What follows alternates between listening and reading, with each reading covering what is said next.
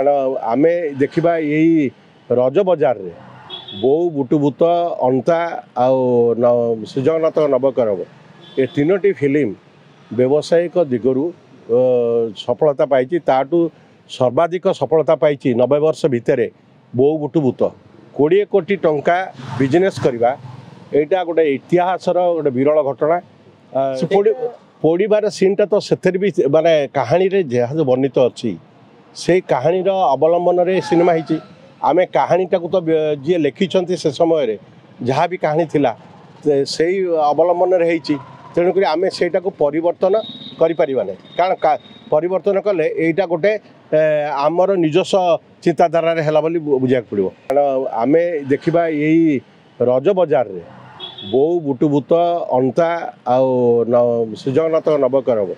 ये तीनोटी फिल्म व्यावसायिक दिगरु सफलता पाई ताटू सर्वाधिक सफलता पाई 90 वर्ष भितर बो बुटुभूत 20 कोटी टंका बिजनेस करवा यहाँ गोटे इतिहास गोटे विरल घटना से बाबूसान टीम को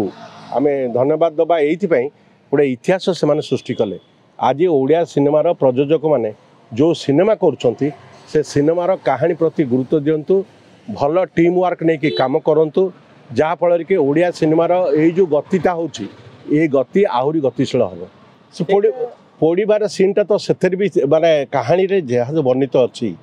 से कहानी अवलंबन रे सिनेमा होती आमे कहानीटा को तो जी लिखिं से समय जहाँ भी कहानी थिला से अवलंबन रे तेणुक आम से परिवर्तन करें कारण परिवर्तन कले यहाँ गोटे आमर निजस्व चिंताधारा है बुझा पड़ो आम जहाँ से माने भी जो बहिर पंक्ति गुड़िक नहीं जो बहिर कहानी गुड़ी को बेस करके से सिनेमा उल्लेख कर कारण काले किए है या कंप्लेन कर से बहिर नाम उल्लेख कर शंकर त्रिपाठी जड़े परिपक्व डायलॉग राइटर जहाँफल कि सी जिते गुड़े सिनेमा कर पुरी लोक जगन्नाथ संपर्कित अनेक गुड़िए अध्ययन अच्छी से दृष्टि विचार करके से कार्यटी करटी भल होली तो आज लोक द्वारा ग्रहणीय होती श्रीजगन्नाथ नवकलर ये वर्तमान पीढ़ी यह गोटे नूतन स्वाद दे पारे किंतु जगन्नाथ संपर्कित आध्यात्मिक चिंताधारा से माने जे उद्बोधन हे एक को कई अस्वीकार करें शुणु से प्रयोजकर व्यक्तिगत ये सी जदि जगन्नाथ संपर्कित कर जगन्नाथ जे ये फिल्म रू बचे ता भी नुहे गोटे प्रयोजक ये संपर्क में सी निज अवगत थी आदि भी किसी हम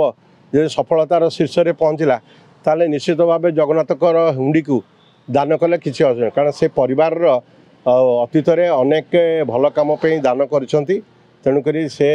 परिवार को से निश्चित भाव यह मनरे भी थी बिनिसामल जड़े परिपक्व प्रयोजक परिपक्व निर्देशक सी से बड़ समय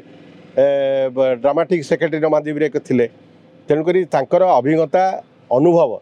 आउ जगन्नाथ आध्यात्मिक दिग प्रति अधिक जत्नशील से निश्चित भाव में मु भावुची बिनिसामल ए कथाटा को केबे भी अग्राह करेंगे निश्चित माने ग्रहणीय हम।